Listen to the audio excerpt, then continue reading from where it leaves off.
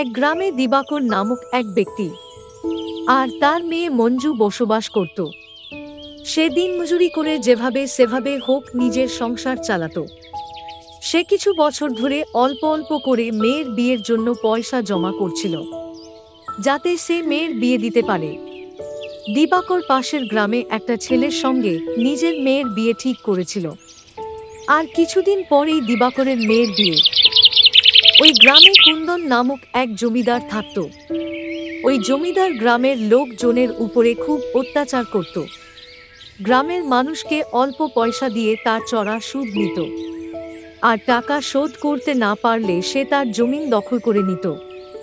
ওই জমিদার ঘরে বসে বসে ভাবতে লাগলো, আরে দিবাকরের কাছে এত টাকা পয়সা কোথা থেকে এলো যে ওর মেয়ের বিয়ে এত ধুমধাম করে দিচ্ছে, আর আমার তো এখনো টাকাই দিল না, আর শুধু তো হয়ে গেছে অনেক টাকা। এটাই ঠিক সময় ওর কাছ থেকে টাকা আদায় করার। বিয়ের দিন গিয়ে আমি গন্ডগোল বাঁধিয়ে দেব।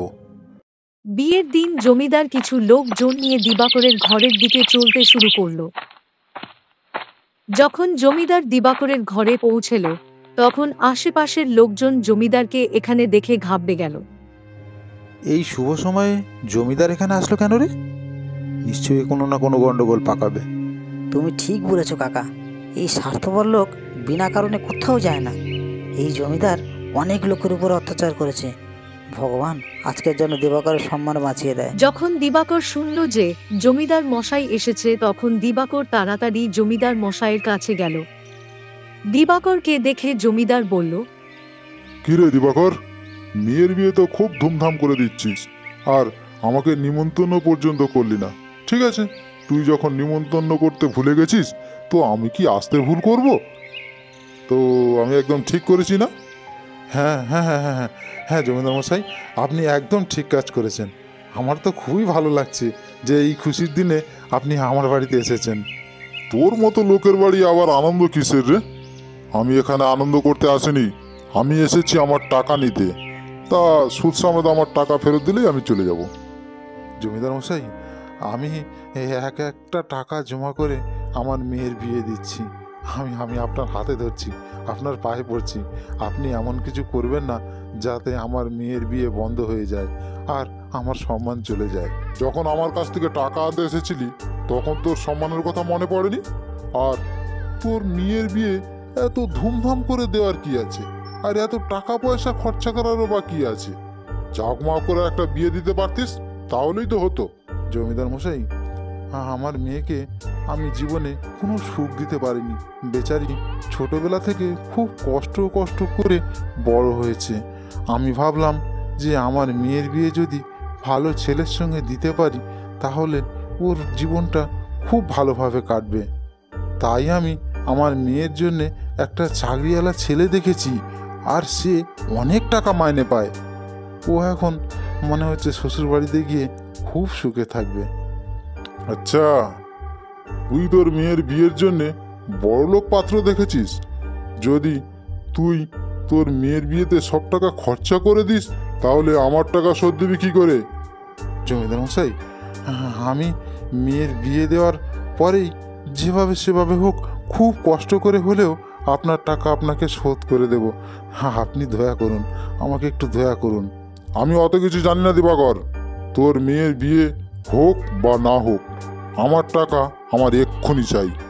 এক্ষুনি আমার টাকা দিবি, না হলে এখানে কিন্তু আমি গন্ডগোল বাঁধিয়ে দেব। আমি এখান থেকে টাকা না নিয়ে এক পাও নড়ছি না।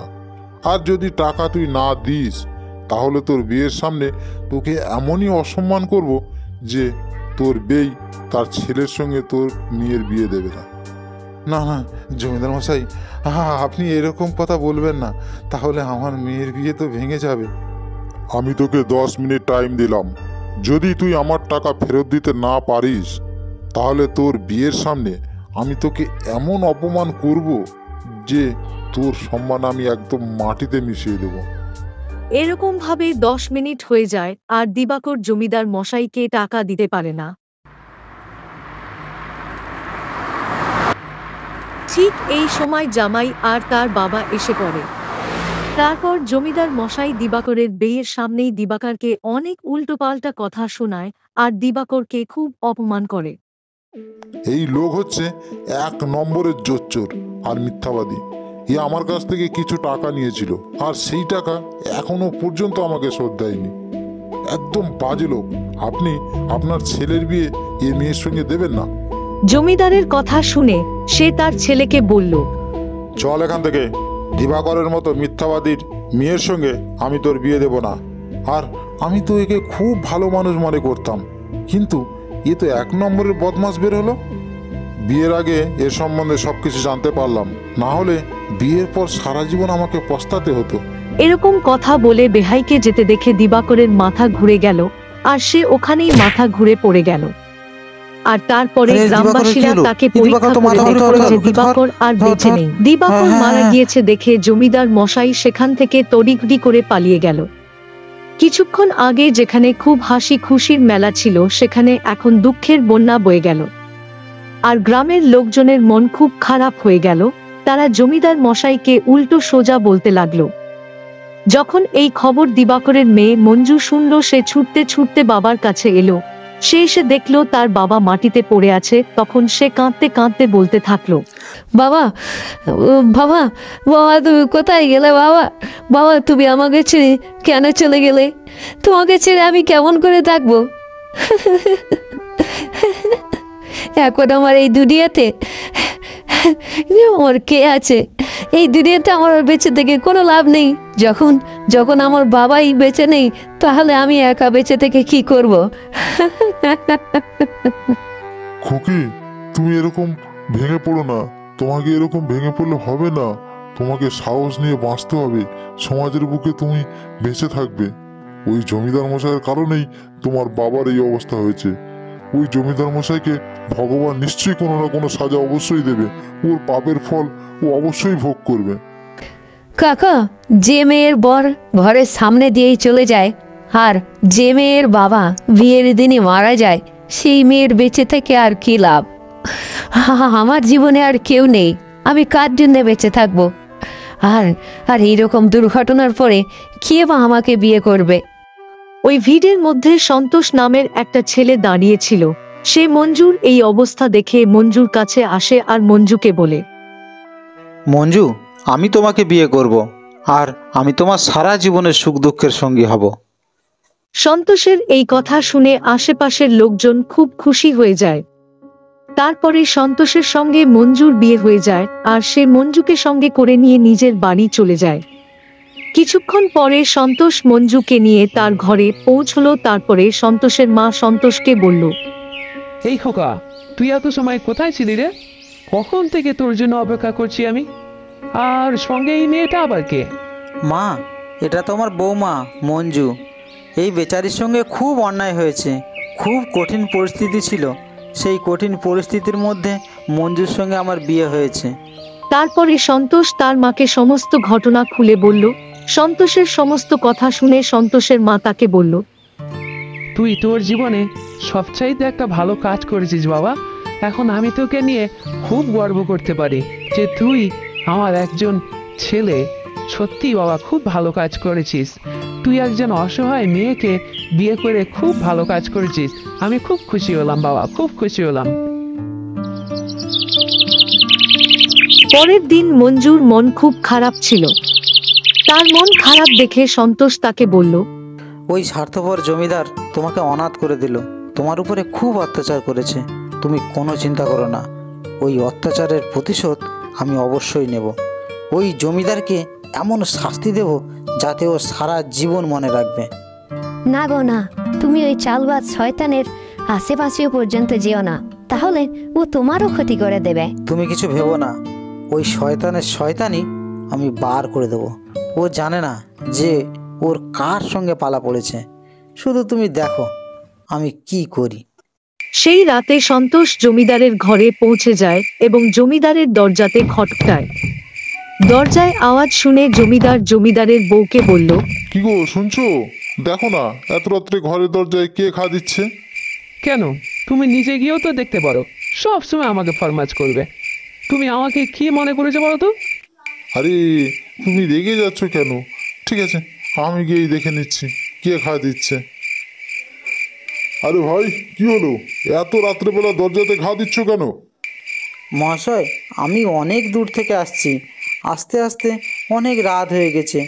আপনি আপনার ঘরে এক রাতের জন্যে আমাকে একটু থাকার জায়গা করে দেবেন? কাল সকাল হতেই এখান থেকে আমি চলে যাব। জমিদার খুব কিপটে এবং লোভী ছিল। সন্তোষের এই কথা শুনে সে ভাবল, এই লোককে আজকে রাত্রের জন্যে এখানে থাকতে দেই, আর এক রাতের জন্যে এর কাছ থেকে মোটা অঙ্কের টাকা নেব।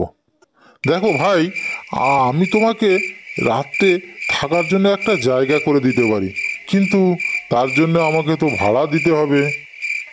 আমি ভাড়া দেওয়ার জন্য রাজি আছি, বলুন কত টাকা চাই আপনার? এক রাতে থাকার জন্যে 1000 টাকা নেব। ঠিক আছে। ঘরের ভিতরে চলো, আমি তোমাকে তোমার কামরা দেখিয়ে দিচ্ছি। জমিদার সন্তোষকে কামরা দেখিয়ে দিয়ে নিজের স্ত্রীর কাছে যায়।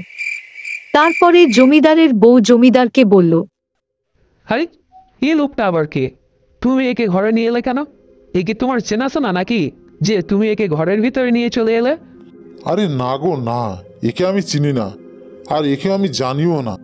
এ অনেক দূর থেকে আসছে, বাস রাতটুকু এখানে থাকবে আর সকাল হলে এখান থেকে চলে যাবে। আর এক রাতের থাকার জন্যে ওর কাছ থেকে আমি 1000 টাকা নিয়েছি। আরে তুমি সবসময় এত উল্টোপাল্টা কাজ করো কেন বলো তো? কোনো সোজাসুজি কাজ করতে পারো না? এই অচেনা লোককে আমাদের ঘরে নিয়ে এসেছো কেন? আর নিয়ে আসার দরকারটাই বা কী ছিল? এ যদি কোনো জোচ্চর হয়তো, ধরো রাত্রেবেলা আমরা ঘুমিয়ে পড়লাম আর আমাদের টাকা পয়সা সোনা দানা সব নিয়ে চলে গেল, তখন কি হবে? হ্যাঁ, এটা তো তুমি ঠিক বলেছ, কিন্তু আমি এখন কি করব বলো তো? ওকে তো রাত্রেবেলা থাকার জন্য হ্যাঁ বলে দিয়েছি, আবার ওর কাছ থেকে 1000 টাকা নিয়েছি রাত্রে থাকার জন্যে। আমি এখন ওকে না বলতে পারবো না। তুমি একটা কাজ করো, আজকে তুমি ওই লোকটার পাশে গিয়ে শুয়ে পড়ো, আর ওর পাশে শুয়ে শুয়ে তুমি ওর দিকে একটু খেয়াল রাখবে, আর আমি পাশের ঘরে শুয়ে ওর দিকে লক্ষ্য রাখবো। বউয়ের কথা শোনার পরে জমিদার মশাই সন্তোষের পাশে একটা খাটিয়া পেতে সেখানে বসে পড়ে। জমিদারের বউ জমিদারের কাছে চলে আসে।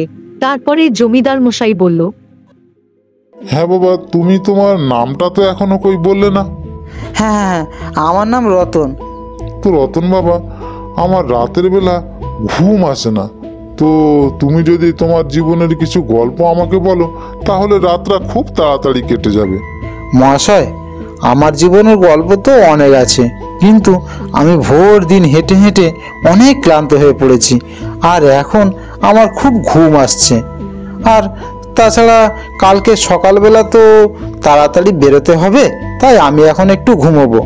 এত তাড়াতাড়ি শোবার কি আছে? একটু পরেই শুয়ে পড়বে। আর এটাকে তুমি তোমার নিজের ঘর মনে করতে পারো। আর তোমার জীবনের গল্প যখন অনেক আছে, তাহলে একটা গল্প আমাকে শুনিয়েই দাও না কেন? ঠিক আছে, তাহলে আমি আপনাকে একটা গল্প শুনিয়ে দিচ্ছি। আমাদের ওখানে একজন রাজা ছিল, সে খুব নিষ্ঠুর ছিল, তার রানীও তার থেকে আরো বেশি নিষ্ঠুর ছিল। গল্প বলতে বলতে সন্তোষ চুপ করে গেল আর কিছু একটা চিন্তা করতে লাগলো। সন্তোষকে এরকম চুপ হতে দেখে জমিদার মশাই বলল, কি হলো বাবা, তুমি গল্প বলতে বলতে হঠাৎ চুপ করে গেলে? কিছু না, শুধু একটা কথা মনে পড়ে গেল। আর আপনারা এত ভালো লোক, আপনাদের কাছ থেকে আর কি লুকোবো বলো? আসলে কি হয়েছে, আমি একজন জমিদারের কাছে কাজ করতাম। আমি ওই জমিদারের কাজ করে তাকে খুব খুশি করি এবং তাকে খুব সেবা করি। যখন আমি কাজ ছাড়ছিলাম, তখন ওই জমিদার আমাকে থলে ভর্তি স্বর্ণমুদ্রা দিয়েছিল। তাহলে তুমি এই স্বর্ণ মুদ্রাগুলো কোথায় রেখে এসেছো? আপনি খুব ভালো মানুষ, তাই আমি আপনাকে বলছি, কিন্তু একথা যেন কেউ জানতে না পারে। সেই স্বর্ণমুদ্রা আমি এই গ্রামে ঢুকতে গিয়ে গ্রামের শুরুতে যে বটগাছটা আছে, সেই বটগাছের পিছনে পুঁতে রেখে এসেছি। কেননা এই রাতের বেলা হাতে করে নিয়ে ঘুরলে সেটা লোকে কেড়ে নিতে পারে, আর যার বাড়িতে থাকবো সেও লোভে পড়ে আমাকে মেরে ওই স্বর্ণমোহরগুলো নিয়ে নিতে পারে। তাই ওই বটগাছের তলায় আমি ওগুলো পুঁতে এসেছি। আর যখন সকাল হবে তখন ভোর ভোর গিয়ে ওই স্বর্ণমুদ্রাগুলো তুলে নিয়ে আমি বাড়ি চলে যাব। সন্তোষের এইরকম কথা শুনে জমিদার ভাবল, আরে এ তো ভালোই মূর্খ, সব কথা হড়হড় করে বলে দিল। ও যখন ঘুমিয়ে পড়বে তখন ওর ওই সোনার ভর্তি থলে আমি বট গাছের তোলা থেকে মাটি করে বের করে নেব। তাহলে একে এখন ঘুমোতে দিই, আর এ যখন গভীর ঘুমে হারিয়ে যাবে তখন আমি আমার কাজ শুরু করব। জমিদার মশাই এই রকম ভেবে তার বউকে বলল, আরে ভগবান, অনেক রাত হয়ে গেছে তো। আর ঠিক আছে বাবা, আর গল্প বলার দরকার নেই, তুমি এখন ঘুমাও, আমরা এখন চলি। আরে শোনো বাবা, শোনো, কোনো জিনিসের দরকার হলে তাহলে আমাকে একটু বলবে, হ্যাঁ? আমি তোমার পাশের ঘরেই আছি। এরকম বলে জমিদার তার বউয়ের সঙ্গে পাশের কামরায় চলে যায়। তারপর সে বউকে বলল, তুমি এদিকে খেয়াল রাখো, আর আমি সোনার ভর্তি থলে ওই বট গাছের গোড়া থেকে তুলে আনি। না গো, এখন তোমার ওখানে যাওয়াটা ঠিক হবে না। তুমি আগে এই লোকটাকে ঘুমাতে দাও, তারপরে যেও। হ্যাঁ, তুমি ঠিক বলেছ। যখন গভীর ঘুমে আচ্ছন্ন হয়ে যাবে তখন ওই সোনার ভর্তি থলে আমি তুলে আনবো। জমিদার সন্তোষের ঘুমানোর অপেক্ষায় বসে থাকে। কিছুক্ষণ পরে মনে হলো যে সন্তোষ ঘুমিয়ে পড়েছে। তখন জমিদার মশাই ভাবল, এবার আমি আমার কাজে লেগে পড়ি। তারপরে জমিদার চুপচাপ ঘর থেকে বেরিয়ে পড়ে ওই বট গাছের উদ্দেশ্যে। আর এদিকে জমিদারের বউ ভাবতে থাকে, এখন থেকে আমরা অনেক স্বর্ণ মুদ্রার মালিক হয়ে যাব। আর আমি তো একে জোচ্চোর মনে করছিলাম, কিন্তু এ তো 1 নম্বরের বোকা। আচ্ছা ঠিক আছে, অনেক রাত হয়ে গেছে, আমি যাই, একটু ঘুমিয়ে নেই। কিছুক্ষণ পরে জমিদার পত্নী ঘুমিয়ে পড়ে। আর এদিকে সন্তোষ বসে ভাবতে থাকে, আরে জমিদার মশাই তো খুব তাড়াতাড়ি আমার ফাঁদে পা দিল। ঠিক আছে, যা হয়েছে ভালোই হয়েছে। জমিদার আসার আগেই জমিদারের ঘরের সমস্ত টাকা পয়সা মালপত্র আমাকে হাতাতে হবে। সন্তোষ তাড়াতাড়ি জমিদারের আলমারির কাছে চলে যায়। জমিদার অনেক টাকা পয়সা সোনাদানা ওই আলমারির ভেতরে রেখেছিল। সন্তোষ খুব বুদ্ধি করে ওই লকার খুলল আর সমস্ত টাকা পয়সা সোনাদানা একটা ব্যাগে ভরে নিল। আর সেই ব্যাগ নিয়ে জমিদারের ঘর থেকে পালিয়ে গেল। আর এদিকে জমিদার ওই বট গাছের তলায় অনেকটা মাটি খুঁড়ল, কিন্তু কিছুই পেল না। জমিদার বুঝতে পারল যে ওই ছেলেটা ওকে মিথ্যা কথা বলেছে। তখন জমিদার তাড়াতাড়ি ঘরে গেল এবং আলমারিতে চেক করলো, দেখলো কোনো টাকা পয়সা সোনাদানা কিছুই নেই। তখন সে জোরে জোরে কাঁদতে লাগলো। হায় হায় হায় হায় হায় হায় হায় হায়, আমার সব সোনাদানা সব কিছু শেষ হয়ে গেল, আমার সারা জীবনের ইনকাম চলে গেল। হায় হায় হায় হায় হায়, আমার কত ক্ষতি হয়ে গেল, আমি ভিখারি হয়ে গেলাম। জমিদারের কান্না শুনে জমিদারের বউয়ের ঘুম ভেঙে যায়। সে তাড়াতাড়ি জমিদারের কাছে আসে আর বলে, আরে কি হলো, তুমি এইভাবে বসে বসে কাঁদছো কেন? তোমাকে আমি বলেছিলাম না ওর উপরে নজর রাখতে, কিন্তু তুমি তা করনি। ও আমাদের বোকা বানিয়ে আমাদের ঘরের সমস্ত টাকা পয়সা সোনাদানা লুট করে নিয়ে চলে গেছে। আর এদিকে সন্তোষ জমিদারের বাড়ি থেকে যা মালপত্র লুট করেছিল সেগুলো তার বউ মঞ্জুকে দিয়ে দেয়। আজকে তুমি তোমার চালাকি আর বুদ্ধি দিয়ে জমিদারকে উচিত শিক্ষা দিয়েছো। সকালবেলা সন্তোষ জমিদারের কি অবস্থা হয়েছে সেটা দেখার জন্য তার বাড়ির দিকে গিয়ে দেখলো বাড়ির সামনে অনেক লোক ভিড় করে আছে। তখন সন্তোষ তাদেরকে জিজ্ঞাসা করলো, আরে ভাই, এখানে এত ভিড়ভাট্টা কেন?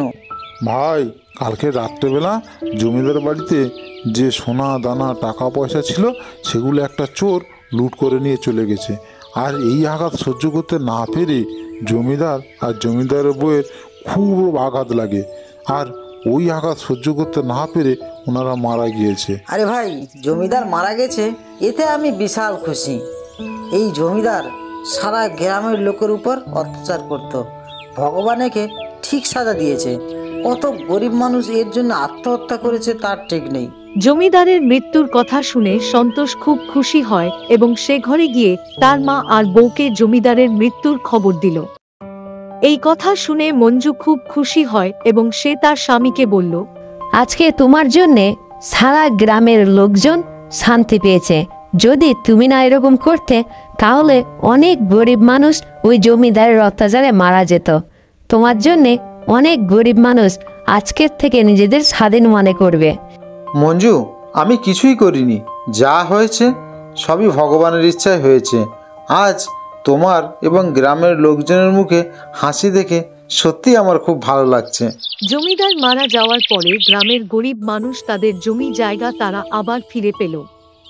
আর মঞ্জু তার স্বামী আর শাশুড়ির সঙ্গে সুখে শান্তিতে ঘর সংসার করতে লাগলো।